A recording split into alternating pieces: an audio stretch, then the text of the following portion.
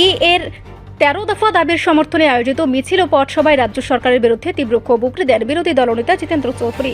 Paradise Chowmuhani থেকে কামান চৌমুহনী হয়ে পুনরায় প্যারাডাইসে এসে শেষ হওয়া এই সমাবেশে তিনি অভিযোগ করেন, গত 8.5 বছরে রাজ্যবাসীর জন্য কোনো উৎপাদনমূলক কাজ করা হয়নি। উল্টোদিকে জেস্কিনের নামে কেন্দ্রের সরকার দেশের সাধারণ মানুষের উপর থেকে প্রতি বছর হাজার হাজার কোটি টাকা ট্যাক্স হিসেবে তুলে নিয়ে বাজেটে নানা প্রতিশ্রুতি দিলেও তার একটিও রক্ষা করা হয়নি। তিনি আরও মন্তব্য করেন, একদিকে সাধারণ মানুষ যখন তীব্র অর্থনৈতিক সংকটে জর্জরিত, তখন গ্রামের পাহাড় থেকে শুরু করে শহরের গুটি কয়েক মানুষ রাতারাতি কোটিপতি হয়ে বিলাসবহুল জীবন কাটাচ্ছেন। এছাড়া বিদ্যুৎ খাতে নানা কর ও স্মার্ট মিটারের নামে রাজ্যবাসীকে চরম হেনস্থার শিকার হতে হচ্ছে বলেও তিনি জোরালো অভিযোগ করেন। পরিশেষে আসন্ন বিধানসভা অধিবেশনে বিরোধী দলের পক্ষ থেকে এই 13 দফা দাবি তুলে ধরে লড়াই চালিয়ে যাওয়ার দ্ব্যর্থহীন আশ্বাস দেন বিরোধী দলনেতা। 7 লক্ষ চাকরি প্রদানের প্রলোভন, আরো একটি রাজ্যকে হীরায় মুড়িয়ে দেওয়ার নানা ধরনের যে ভাষণ হয়েছে, প্রত্যেকটা মানুষ যার যার জায়গায় থেকে আজকে বুঝতে পারছেন এরা যে আম জনতা, তিনি মধ্যবিত্ত শিক্ষক কর্মচারী হন, চাষা বর্ষা কৃষক শ্রমিক ব্যবসায়ী বা অন্যরা প্রত্যেকে ঠকেছেন। কিন্তু গত 8.5 বছরে এ রাজ্যের মানুষকে কোনো উৎপাদন করেনি।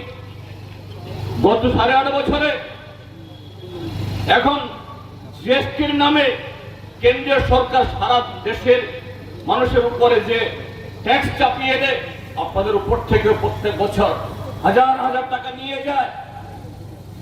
সে টাকাকে জমা করেনি সরকারের খাজানাতে, জমা পড়েছে।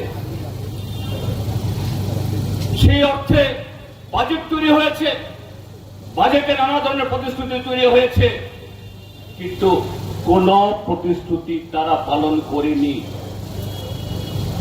প্রতিশ্রুতি পালন করার তাদের সেই মনোবাঞ্ছাও নেই। তাহলে এই অর্থ কোথায় গেল? এটা লক্ষ্য করছেন, গ্রাম পাহাড়ে হাতে গোনা কিছু লোক রাতারাতি কোটিপতি হয়েছে। এদের দামি গাড়ি, দামি ফ্ল্যাট, ব্যাংকে কোটি কোটি টাকা ব্যাংক ব্যালেন্স। এরাই আমাদের ত্রিপুরাজ্যের রাজনীতিকে, তার পরিমণ্ডলকে কলুষিত করে, কখনো সাম্প্রদায়িক খেলা, কখনো সন্ত্রাসের বাতাবরণ, আর কখনো অন্য কায়দায় ক্ষমতায় টিকে থাকার জন্য যাবতীয় পরিকল্পনা তারা করছে। তার বিরুদ্ধে সচেতন থাকতে হবে। আমি আপনাদেরকে আশ্বাস দিচ্ছি, আগামী এই 27 তারিখ থেকে 3 দিনের বিধানসভা অধিবেশন বলবে। আমাদের তরফ থেকে আপনাদের এই যা 13 দফা দাবি নিয়ে বিধানসভাতে যতটুকু সোচ্চার হওয়ার, বিরোধী দলের তরফ থেকে গণতান্ত্রিক ভাবে যা করার আমি করব। কিন্তু তার সাথে একটু বলে রাখি,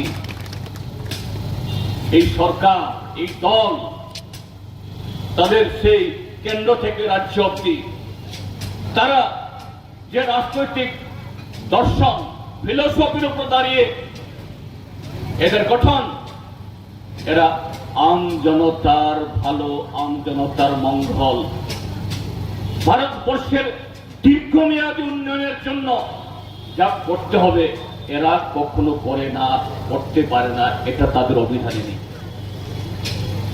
সর্বশেষ দেখেছেন এই রাজ্যের মানুষের উপরে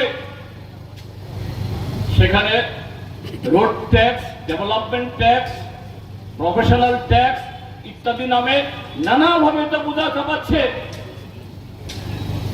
বিদ্যুতের স্মার্ট মিটার, তার সাথে আরো নানা রকম শব্দ যুক্ত করে কিভাবে একদা স্বয়ম্বর বিদ্যুৎ উৎপাদনে এবং সারা দেশে বিদ্যুৎ বন্টনের ক্ষেত্রে একটা সুশৃঙ্খল ত্রিপুরাজ্যকে কিভাবে